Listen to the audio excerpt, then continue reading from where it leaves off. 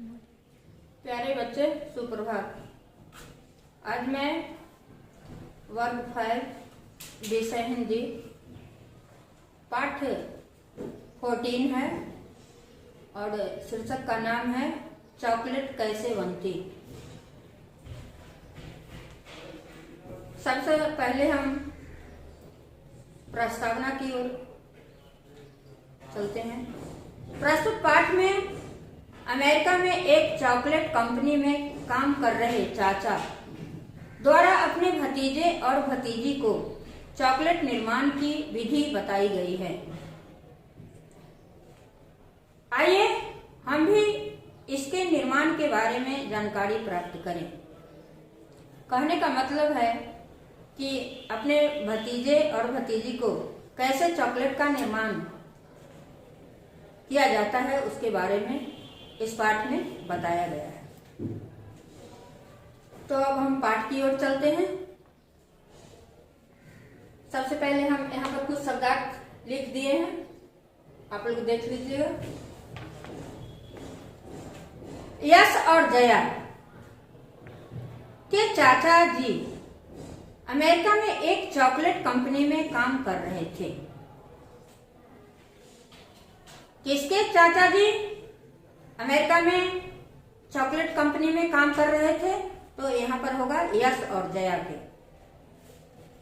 जब वह भारत आए तो उनके लिए ढेर सारी चॉकलेट लाए।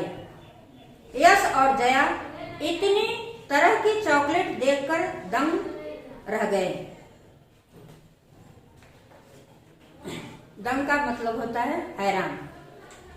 उन्होंने कहा, चाचा जी, आप जब पहले आए थे तो आपने बताया था कि कैसे लैटिन अमेरिकी आदिवासियों ने चॉकलेट की खोज की थी।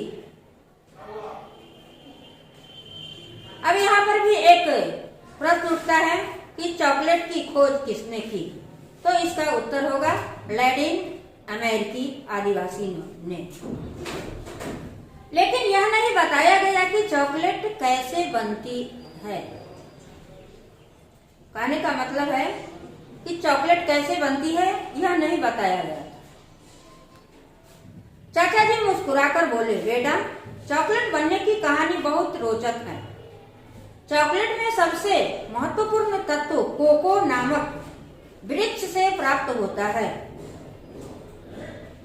ये वृक्ष लगभग 40 फुट ऊंचे होते हैं, जो उष्णकटिबंधीय क्षेत्रों में दूसरे क्षेत्रों के साथ पैदा होते हैं। इन वृक्षों से कोको कैसे प्राप्त होता है? जया ने उत्सुकता से पूछा।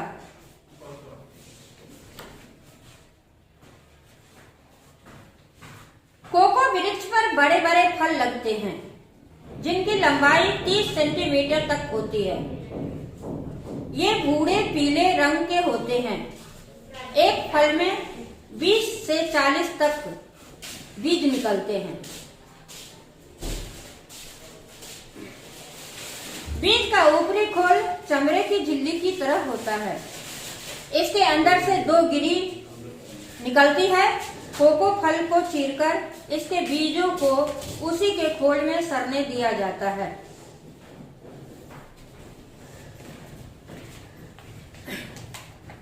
जया को नाक सिकोड़ते देख चाचा जी हंस पड़े। बोले, असल में इस गूदे में अम्ल और क्षार दोनों तरह के पदार्थ होते हैं।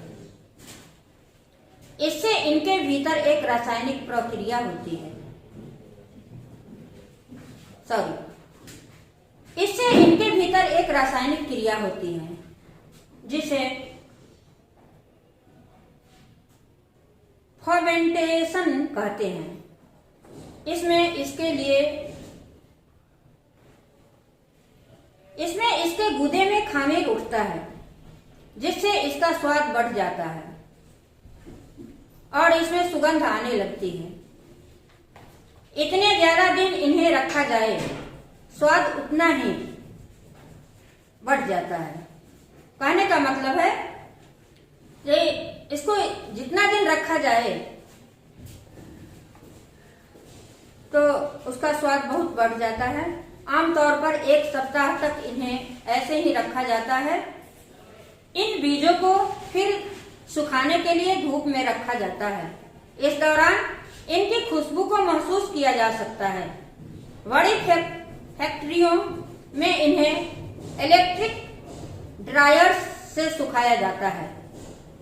इन बीजों का रंग अब और गहरा हो जाता है। पहले इन बीजों को पॉलिश पैरों से इन पर डांस करके की जाती है, पर अब यह काम मशीनों से किया जाता है। डांस की बात पर जया और यश की हंसी छूट गई। चाचा जी भी मुस्कुराए। उन्होंने फिर बताया, अब इन बीजों को गोदामों में भेज दिया जाता है। फिर इन्हें ऐसी मशीनों में डाला जाता है जिनसे इनकी सारी गंदगी और लौह तत्व अलग हो जाते हैं। फिर इसके बाद इन्हें चॉकलेट प्लांट में भेज दिया जाता है। चॉकलेट प्लांट तो बहुत बड़ा होता होगा? यश ने चौंक कर पूछा। हाँ, यहाँ कई मशीनें होती हैं। इन बीजों को रोस्टिंग मशीन में डाला जाता है। इस मशीन में भाप की नालियां होती है। गर्म भाप के बहने के कारण मशीन के अंदर की हवा भी गर्म हो जाती है। इसके अंदर पंखे लगे होते हैं जिनके कारण सभी बीज एक जैसे भुन जाते हैं। इससे बीज की गिरी भुड़-भुड़ी हो जाती है। फिर इसे विनोइंग मशीन में भेज दिया जाता है। फटकने से इसका छिलका छूटकर अलग हो जाता है। अब आगे देखिए। अब इस गिरी का खट्टापन दूर करने के लिए इसकी फिर छाड़ के साथ प्रक्रिया कराई जाती है। उसके बाद शुरू होती है इसे पीसने की प्रक्रिया। कूटने और